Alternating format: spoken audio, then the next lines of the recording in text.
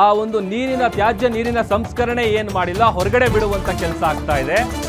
ಅದಕ್ಕೆ ಸಂಬಂಧಪಟ್ಟಂತೆ ನೋಟಿಸ್ ಕೊಡಲಾಗಿದೆ.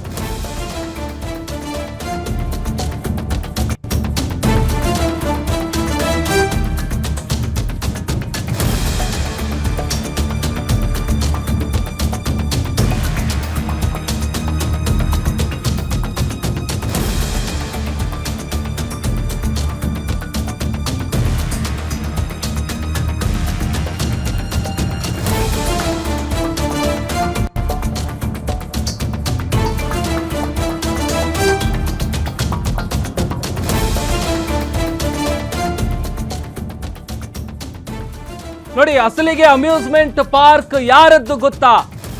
ಗಮನಿಸಬೇಕಾಗಿರುವಂತಹ ವಿಚಾರ. ಗ್ಯಾರಂಟಿ ನ್ಯೂಸ್ ಬಿಚ್ಚಿಡ್ತಾ ಇದೆ ಪಾರ್ಕ್ನ ಇಂಚಿಂಚು ಮಾಹಿತಿ. ಕರ್ನಾಟಕದವರಿಗೆ ಸೇರಿಯೇ ಇಲ್ಲ ಈ ಅಮ್ಯೂಸ್ಮೆಂಟ್ ಪಾರ್ಕ್. ಹಾಗಾದ್ರೆ ಯಾರ್ದು? ತಮಿಳುನಾಡು ಮೂಲದವರಿಗೆ ಸೇರಿದೆ ಈ ಅಮ್ಯೂಸ್ಮೆಂಟ್ ಪಾರ್ಕ್. ತಮಿಳುನಾಡಿನ ಐಸಿರಿ ಗಣೇಶ್ ಒಡೆತನದ ಅಮ್ಯೂಸ್ಮೆಂಟ್ ಪಾರ್ಕ್ ನಲ್ಲಿ ಈ ಬಾರಿಯ ಬಿಗ್ ಬಾಸ್ ಶೋ ನಡೀತಾ ಇದೆ. ತಮಿಳುನಾಡು ಮೂಲದ ದೊಡ್ಡ ಪ್ರೊಡ್ಯೂಸರ್ ಇವರು. ವೇಲ್ಸ್ ಗ್ರೂಪ್ನ ಗಣೇಶ್ ಮಾಲೀಕತ್ವದ ಅಮ್ಯೂಸ್ಮೆಂಟ್ ಪಾರ್ಕ್ಗೆ ನೋಟಿಸ್ ಅನ್ನ ಕೊಡಲಾಗಿದೆ. ಇನ್ನೋವೇಟಿವ್ ಫಿಲ್ಮ್ ಸಿಟಿ ಆಗಿತ್ತು ಮೊದಲು ಈ ಅಮ್ಯೂಸ್ಮೆಂಟ್ ಪಾರ್ಕ್. ಐಸಿರಿ ಗಣೇಶ್ ಅವರು ಅದನ್ನ ಪರ್ಚೇಸ್ ಮಾಡಿಕೊಂಡು ಜಾಲಿವುಡ್ ಅಂತ ಅದರ ಹೆಸರನ್ನ ಚೇಂಜ್ ಮಾಡಿದ್ದಾರೆ.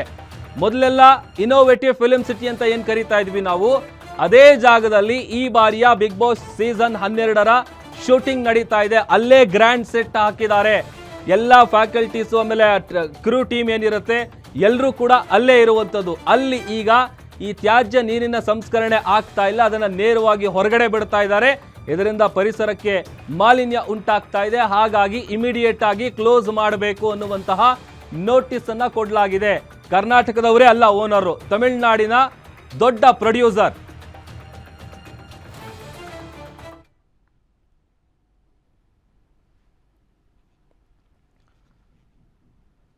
ಈ ಬಗ್ಗೆ ಮತ್ತಷ್ಟು ಡೀಟೇಲ್ಸ್ ಅನ್ನ ಕೊಡ್ತಾರೆ ನಮ್ಮ ಗ್ಯಾರಂಟಿ ನ್ಯೂಸ್ನ ಸಂಪಾದಕರಾದಂತಹ ಸತೀಶ್ನ ಜೊತೆ ಡೆಸ್ಕಿಂದ ಲೈವ್ ಜಾಯ್ನ್ ಆಗ್ತಾ ಇದ್ದಾರೆ. ಸತೀಶ್ ಸರ್, ಈಗ ಬಹಳಷ್ಟು ಖ್ಯಾತಿ ಪಡೆದಿರುವಂತಹ ಬಿಗ್ ಬಾಸ್ ಶೋ ಏನಿದೆ, ಇನ್ನ ಆರಂಭ ಆಗಿ 1 ವಾರ ಅಷ್ಟೇ ಆಗಿದೆ.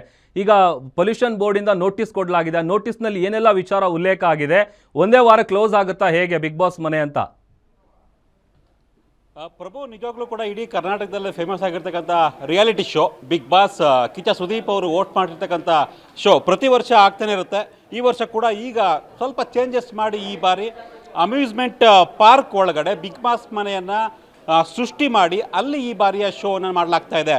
ಕಳೆದ ವಾರ ಅಷ್ಟೇ ಶುರುವಾಗಿತ್ತು, 1 ವಾರ ಮಾತ್ರ ಆಗಿದೆ ಈಗ ಬಿಗ್ ಬಾಸ್ ಶುರುವಾಗಿ. ನೀವು ಹೇಳಿದಂತೆ ಈಗ ಇವತ್ತು ಕರ್ನಾಟಕ ರಾಜ್ಯ ಮಾಲಿನ್ಯ ನಿಯಂತ್ರಣ ಮಂಡಳಿ ಅಂದರೆ Karnataka state pollution control board ನೋಟಿಸನ್ನು ಕೊಟ್ಟಿದೆ.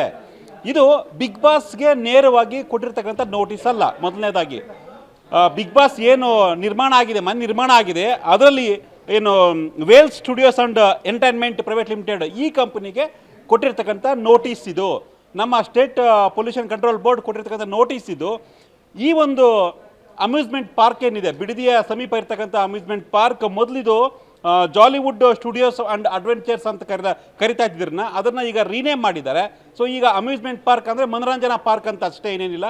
ಸೊ ಅಲ್ಲಿ ಈ ಒಂದು ಬಿಗ್ ಬಾಸ್ ಮನೆಯನ್ನು ಸೃಷ್ಟಿ ಮಾಡಲಾಗಿದೆ. ಈಗ ಕೊಟ್ಟಿರ್ತಕ್ಕಂಥ ನೋಟಿಸ್ ಈ ಒಂದು ಅಮ್ಯೂಸ್ಮೆಂಟ್ ಪಾರ್ಕು ಹಾಗೂ ಅದರ ಮಾಲೀಕತ್ವ ಏನಿದೆ ಅವ್ರಿಗೆ ಈ ನೋಟಿಸನ್ನು ಕೊಟ್ಟಿದ್ದಾರೆ. ಸೊ ಇಲ್ಲಿ ಕೆಲವೊಂದಿಷ್ಟು ಮಾಹಿತಿ ನಾವು ಗಮನಿಸಬಹುದು ಪ್ರಭು. ಕೆಲವೊಂದಿಷ್ಟು ಅಂಶಗಳನ್ನು ಮೆನ್ಷನ್ ಮಾಡಿದರೆ ಈ ನೋಟಿಸ್ನಲ್ಲಿ 2024 ಮಾರ್ಚ್ ಅಂದರೆ ಕಳೆದ 1 ವರ್ಷದಿಂದ ಏನು ಹಿಂದೆನೇ ಈ ಒಂದು ಪ್ರಕ್ರಿಯೆ ಶುರುವಾಗಿತ್ತು. ಅಂದರೆ 2024 ಮಾರ್ಚ್ 19ರಂದು ನಾವು ಇನ್ಸ್ಪೆಕ್ಷನ್ ಮಾಡಿದ್ವಿ. ಅಮ್ಯೂಸ್ಮೆಂಟ್ ಪಾರ್ಕ್ಗೆ ನಾವು ಏನು ಪರೀಕ್ಷೆ ಮಾಡಿದ್ವಿ. ಅಲ್ಲೋಗಿ ನಮ್ಮ ಅಧಿಕಾರಿಗಳು ಪರೀಕ್ಷೆನ ಮಾಡಿದರು, ಚೆಕ್ ಮಾಡಿದರು. ಅದಾದ ನಂತರ ನಾವು ಶೋಕಾಸ್ ನೋಟಿಸನ್ನು ಕೊಟ್ಟಿದ್ವಿ ಏಪ್ರಿಲ್ 8ನೇ ತಾರೀಕು 2024ರಂದು.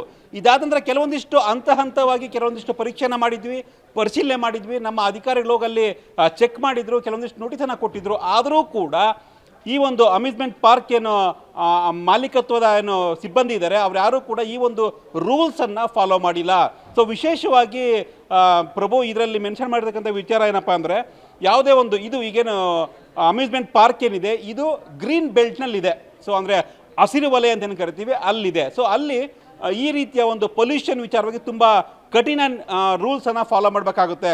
ಹಸಿರು ವಲಯ ಆಗಿರೋದ್ರಿಂದ ಎಲ್ಲೂ ಕೂಡ ಕಾರ್ಖಾನೆಗಳಿಗೆ ಫ್ಯಾಕ್ಟ್ರಿಗಳಿಗೆ ಅನುಮತಿ ಕೊಡೋದಿಲ್ಲ.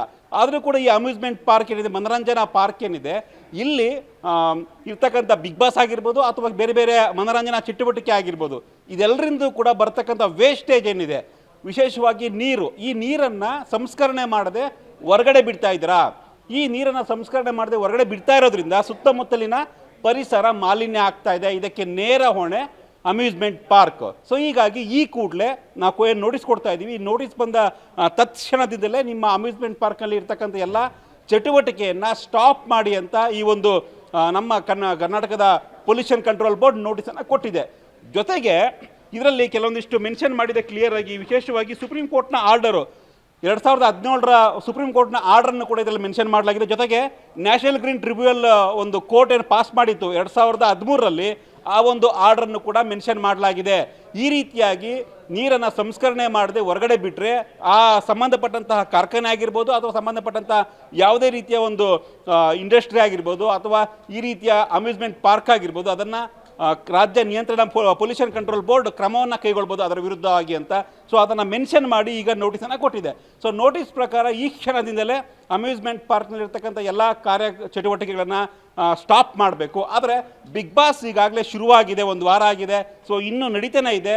ಸೊ ಬಿಗ್ ಬಾಸ್ ಏನು ಮಾಡುತ್ತೆ ಈಗ ಅನ್ನೋದು ತುಂಬ ಯಕ್ಷ ಪ್ರಶ್ನೆ ಆಗ್ತಾ ಇದೆ ಪ್ರಭು. ಯಾಕಂದರೆ ಬಿಗ್ ಬಾಸ್ಗೂ ಈ ನೋಟಿಸ್ಗೂ ಸಂಬಂಧ ಇಲ್ಲ ಅನ್ನೋದು ಮತ್ತೊಂದು ಕಡೆ ಚರ್ಚೆ ಆಗ್ತಿರ್ತಕ್ಕಂಥ ವಿಚಾರ. ಯಾಕಂದರೆ ಬಿಗ್ ಬಾಸ್ ಏನು ಶೋ ಇದೆ, ಇದು ಅಮ್ಯೂಸ್ಮೆಂಟ್ ಪಾರ್ಕ್ಗೆ ಅವರು ಒಪ್ಪಂದ ಮಾಡಿಕೊಂಡು ಒಂದು ವರ್ಷಕ್ಕೆ ಇಷ್ಟಿಂತು ಅಮೌಂಟನ್ನು ಕೊಟ್ಟು ಅವರು ಕೆಲವೊಂದಿಷ್ಟು ಸ್ಪೇಸನ್ನು ತೊಗೊಂಡಿರ್ತಾರೆ. ಆ ಸ್ಪೇಸ್ನಲ್ಲಿ ಬಿಗ್ ಬಾಸ್ ಮನೆಯನ್ನು ನಿರ್ಮಾಣ ಮಾಡಿ ಅಲ್ಲಿ ಶೋ ಮಾಡ್ತಾ ಇದ್ದಾರೆ. ಆದರೆ ಈಗ ಪೊಲ್ಯೂಷನ್ ಕಂಟ್ರೋಲ್ ಬೋರ್ಡ್ ಕೊಟ್ಟಿರ್ತಕ್ಕಂಥ ನೋಟಿಸ್ ಬಂದು ಅಮ್ಯೂಸ್ಮೆಂಟ್ ಪಾರ್ಕ್ ಮತ್ತು ಅವರ ಮಾಲೀಕರಿಗೆ ಕೊಟ್ಟಿದ್ದಾರೆ. ಸೊ ಬಿಗ್ ಬಾಸ್ ಏನು ಮಾಡುತ್ತೆ ಅನ್ನೋದು ಕುತೂಹಲ ಮೂಡಿಸ್ತಾ ಇದೆ ಪ್ರಭು. ಸತೀಶ್, ಈಗ ಅಮ್ಯೂಸ್ಮೆಂಟ್ ಪಾರ್ಕ್ಗೆ ನೋಟಿಸ್ ಕೊಟ್ಟಿರುವಂಥದ್ದು ಓಕೆ, ಆಮೇಲೆ ಈಗ ನೇರವಾಗಿ ಬಿಗ್ ಬಾಸ್ ಶೋಗೆ ಏನು ಸಂಬಂಧಪಟ್ಟಿದ್ದಲ್ಲ. ಬಟ್ ಆದರೆ ಅದೇ ಅಮ್ಯೂಸ್ಮೆಂಟ್ ಪಾರ್ಕ್ನಲ್ಲಿ ಬಿಗ್ ಬಾಸ್ ಶೋನ ಸೆಟ್ ಇದೆ, ಅಲ್ಲೇ ಶೂಟಿಂಗ್ ನಡೀತಾ ಇದೆ. ಈಗ ಈ ನೋಟಿಸಿಂದ ಆ ಶೋಗೆ ಏನಾದರೂ ಎಫೆಕ್ಟ್ ಆಗ್ಬೋದಾ ಹೇಗೆ ಅಂತ? ಡೆಫಿನೆಟ್ಲಿ ಈಗ ಇರ್ತಕ್ಕಂಥ ಪ್ರಶ್ನೆ ಅದೇನೆ. ಯಾಕಂದರೆ ಬಿಗ್ ಬಾಸ್ ಹೌಸ್ ಈಗೇನು ಅಮ್ಯೂಸ್ಮೆಂಟ್ ಪಾರ್ಕ್ ಒಳಗಡೆ ಇರೋದ್ರಿಂದ ತುಂಬ ಯಕ್ಷ ಪ್ರಶ್ನೆ. ಈಗ ಬಿಗ್ ಬಾಸ್ ಸ್ಟಾಪ್ ಆಗುತ್ತಾ ಆಗಿದ್ರೆ, ಬಿಗ್ ಬಾಸ್ ಬಂದ್ ಮಾಡ್ತಾರಾ ಆಗಿದ್ರೆ? ಪೊಲ್ಯೂಷನ್ ಕಂಟ್ರೋಲ್ ಬೋರ್ಡ್ ಈಗ ನೋಟಿಸ್ ಕೊಟ್ಟಿದೆ ಅಮ್ಯೂಸ್ಮೆಂಟ್ ಪಾರ್ಕ್ ಅವ್ರಿಗೆ. ಅಮ್ಯೂಸ್ಮೆಂಟ್ ಪಾರ್ಕ್ನ ಇರ್ತಕ್ಕಂಥ ಎಲ್ಲ ಕಾರ್ಯವೈಖರಿ ಸ್ಟಾಪ್ ಆಗಬೇಕು, ಅದ್ರ ಒಳಗಡೆ ಇರ್ತಕ್ಕಂಥ ಬಿಗ್ ಬಾಸ್ ಮನೆ ಕೂಡ ಸ್ಟಾಪ್ ಆಗಬೇಕು ಆಗಿದ್ರೆ ಈ ಒಂದು ನೋಟಿಸ್ ಪ್ರಕಾರ.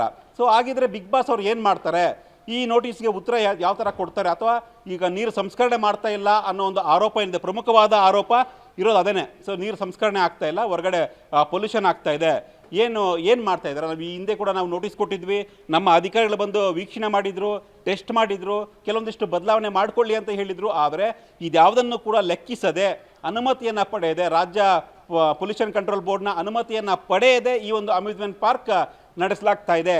ಈ ಒಂದು ಅಮ್ಯೂಸ್ಮೆಂಟ್ ಪಾರ್ಕಲ್ಲಿ ಏನು ನಡೆಸ್ತಾ ಇದ್ದೀರಾ ಅದನ್ನ ಸ್ಟಾಪ್ ಮಾಡಿ ಅನ್ನೋದು ಈಗ ಅವ್ರು ಕೊಟ್ಟಿರ್ತಕ್ಕಂಥ ನೋಟಿಸು. ಈ ನೋಟಿಸು ಈಗ ರಾಮನಗರ ಡಿ ಸಿಗೂ ಕೂಡ ನೋಟಿಸನ್ನು ಕೊಡಲಾಗಿದೆ. ಅಂದರೆ ರಾಮನಗರ ಡಿ ಸಿ ಬಹುಶಃ ಇವತ್ತು ಸಂಜೆ ಈ ಒಂದು ನೋಟಿಸ್ ತಲುಪಿರೋದ್ರಿಂದ ಗ್ಯಾರಂಟಿ ನ್ಯೂಸ್ ಈ ನ್ಯೂಸನ್ನು ಬ್ರೇಕ್ ಮಾಡ್ತು ಮೊದಲಿಗೆ. ಸೊ ಅದಾದ ನಂತರ ಈಗ ನಮಗೆ ಸಿಗ್ತಿರ್ತ ಮಾಹಿತಿ ಪ್ರಕಾರ ರಾಮನಗರ ಡಿ ಸಿಗೂ ಕೂಡ ಈ ಒಂದು ನೋಟಿಸನ್ನು ಪ್ರತಿಯನ್ನು ಕೊಡಲಾಗಿದೆ. ಅಂದರೆ ರಾಮನಗರ ಡಿ ಸಿ ಬಹುಶಃ ನಾಳೆ ಅಮ್ಯೂಸ್ಮೆಂಟ್ ಪಾರ್ಕ್ಗೆ ಹೋಗಿ ಮತ್ತೆ ಚೆಕ್ ಮಾಡಬಹುದು ಏನಾಗ್ತಾ ಇದೆ ಅಂತ.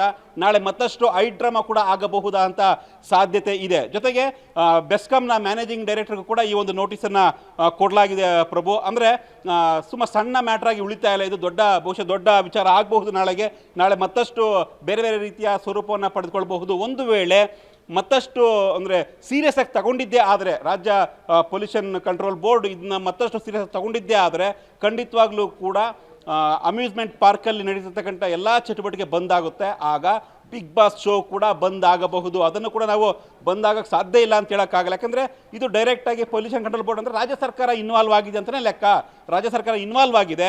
ಸೊ ಸ್ವತಃ ರಾಮನಗರ ಡಿ ಸಿಗೆ ನೋಟಿಸನ್ನು ಕೊಟ್ಟಿದೆ, ಬೆಸ್ಕಾಂ ಎಮ್ ಡಿಗೂ ಕೂಡ ನೋಟಿಸ್ ಕೊಟ್ಟಿದೆ. ಎಲ್ಲರೂ ಕೂಡ ಸೀರಿಯಸ್ ಆಗಿ ತೆಗೆದುಕೊಂಡು ಇದನ್ನು ಬಹುಶಃ ನಾಳೆ ವಿಸಿಟ್ ಮಾಡ್ಬೋದು ಸ್ಪಾಟ್ಗೆ.